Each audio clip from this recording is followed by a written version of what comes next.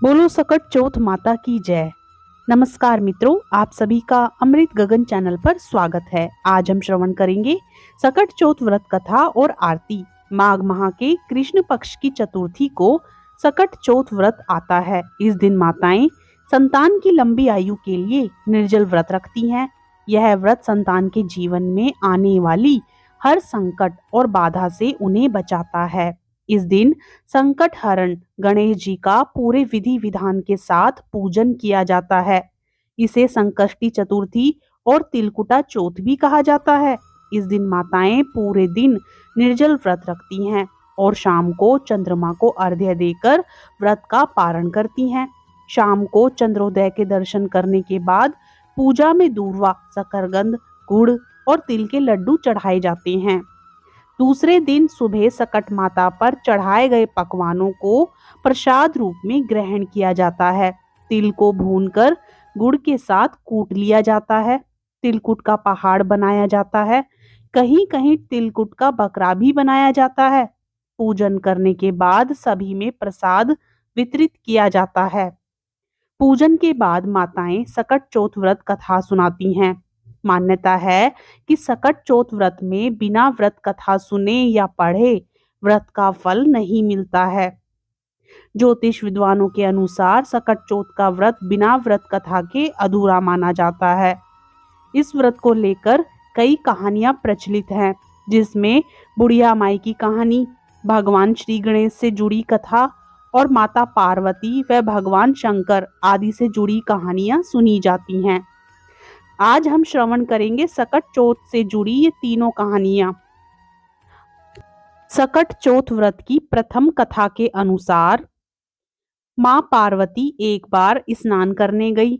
स्नान घर के बाहर उन्होंने अपने पुत्र गणेश जी को खड़ा कर दिया और उन्हें रखवाली का आदेश देते हुए कहा कि जब तक मैं स्नान करके खुद बाहर ना आऊं तो किसी को भी भीतर आने की इजाजत मत देना।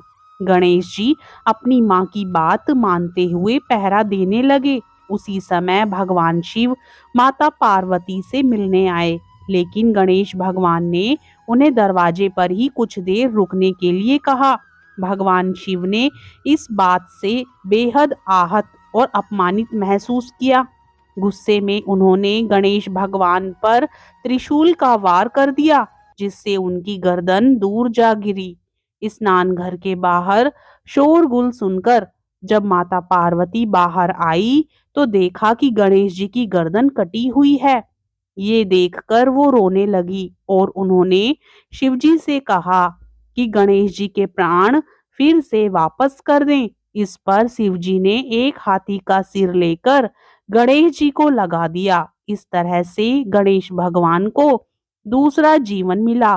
तभी से गणेश की हाथी की तरह सूंड होने लगी। तभी से महिलाएं बच्चों की सलामती के लिए माघ माह के कृष्ण पक्ष की चतुर्थी को गणेश चतुर्थी का व्रत करने लगी। सकट चौथ व्रत कथा द्वितीय अध्याय के अनुसार किसी नगर में एक कुम्हार रहता था। एक बार जब उसने बर्तन बनाकर आंवा लगाया तो आंवा नहीं पका।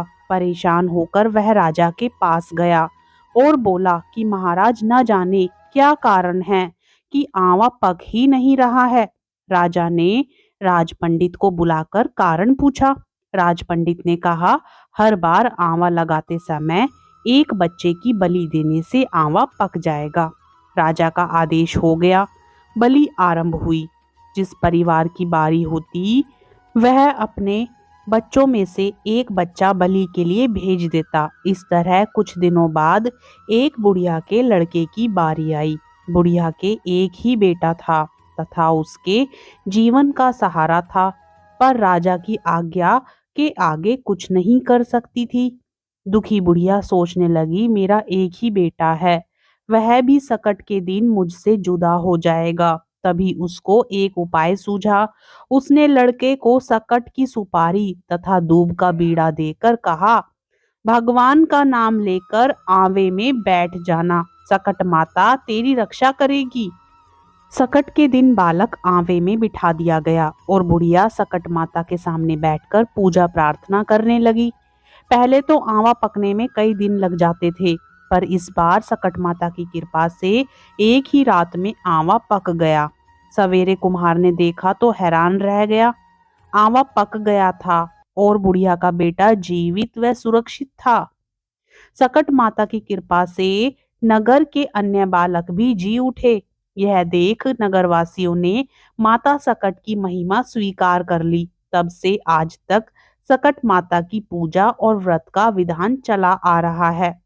बोलो सकट माता की जय। अब श्रवण कीजिए सकट चौथ व्रत का तीसरा अध्याय। एक बुढ़िया थी, वह बहुत ही गरीब और दृष्टिहीन थी। उसके एक बेटा और बहू थे। वह बुढ़िया सदैव गणेश जी की पूजा किया करती थी। एक दिन गणेश जी प्रकट होकर उस बुढ़िया से बोले, बुढ़िया माई कुछ मांग, तू जो चाहे सो मांग ले। बुढ़िया बोली, मुझे तो मांगना नहीं आता, कैसे और क्या मांगू। तब गणेश जी बोले, अपने बहू बेटे से पूछ कर मांग ले। तब बुढ़िया ने अपने बेटे से कहा कि बेटा गणेश जी कहते हैं कि तू कुछ मांग ले, बता मैं क्या मांगू। पुत्र ने कहा, माँ तू धन मांग ले। बहू से पूछा तो बहू ने कहा, माताजी नाती मांग लो। तब बुढ़िया ने सोचा कि ये तो अपने अपने मतलब की बात कह रहे हैं। अतः उसने अपनी पड़ोसिन सहेली से जाकर पूछा तो उन्होंने कहा, बुढ़िया तू थोड़े दिन तो जिएगी, क्यों तू धन मांगे, क्यों तू नाती मांगे। तू तो अपनी आंखों की रोशनी मांग ले, जिससे तेरी जिंदगी आराम से कट जाए। बुढ़िया ने सोचा, क्यों ना बेटा बहू भी खुश हो जाए और मेरी शर्त भी पूरी हो जाए। अगले दिन जब गणेश भगवान आए तो बुढ़िया माई बोली, हे प्रभु यदि आप मुझसे प्रसन्न हैं तो मुझे 9 करोड़ की माया दे, निरोगी काया दे, अमर सुहाग दे, आंखों की रोशनी दे, नाती दे, पोता दे और सब परिवार को सुख दे और अंत में मोक्ष दे। यह सुनकर तब गणेश जी बोले, बुढ़िया माँ तुमने तो हमें ठग लिया।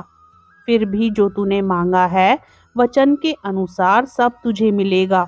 और यह कहकर गणेश जी अंतर्ध्यान हो गए। उधर बुढ़िया माँ ने जो कुछ मांगा था वह सब कुछ मिल गया। हे गणेश जी महाराज, जैसे तुमने उस बुढ़िया माँ को सब कुछ दिया वैसे ही कथा कहते, कथा श्रवण करते सभी भक्तों को देना। बोलो श्री गणेश भगवान की जय। जय गणेश जय गणेश जय गणेश देवा, माता जाकी पार्वती पिता महादेवा।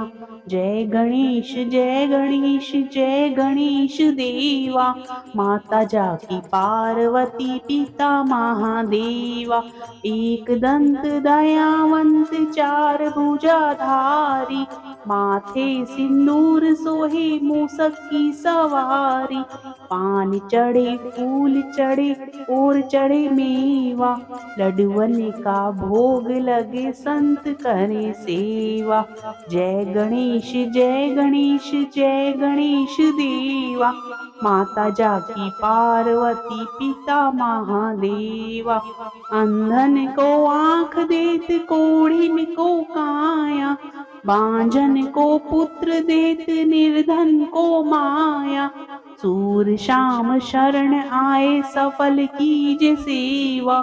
जय गणेश जय गणेश जय गणेश देवा, माता जाकी पार्वती पिता महादेवा। दीनन की लाज रखो शंभु सुतकारी, कामना को पूर्ण करो जय बलिहारी। जय गणेश जय गणेश जय गणेश देवा, माता जाकी पार्वती पिता महादेवा। माता जाकी पार्वती पिता महादेवा।